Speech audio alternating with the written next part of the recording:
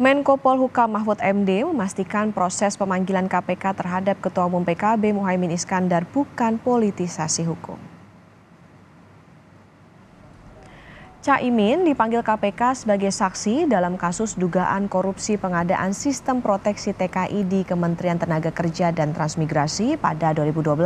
KPK telah menjadwalkan ulang pemeriksaan Muhaimin minggu depan. Menko Polhukam Mahfud MD menyatakan proses pemanggilan KPK terhadap Ketua Umum PKB Muhaimin Iskandar bukan politisasi hukum. Menurut Mahfud, Muhaimin dipanggil KPK hanya untuk diminta memberi keterangan saja.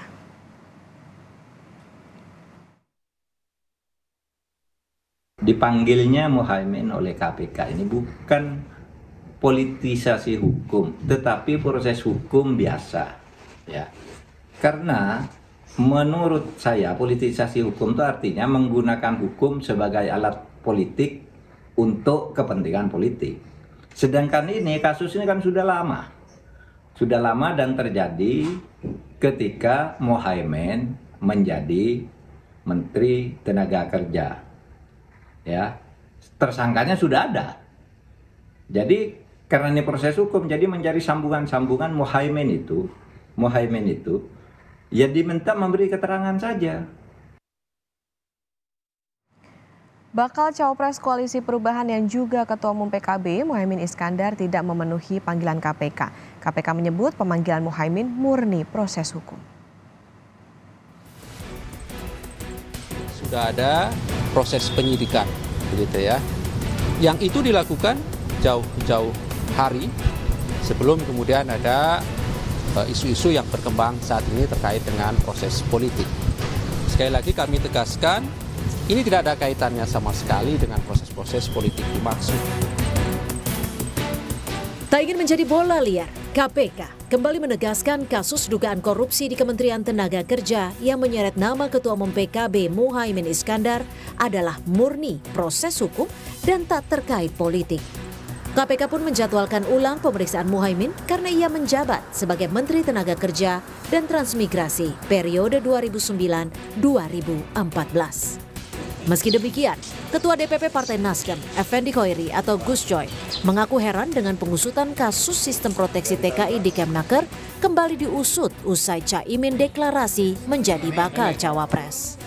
Gus Coy juga mengacu saat Anies Baswedan diperiksa terkait Formula E saat akan dideklarasikan menjadi bakal capres.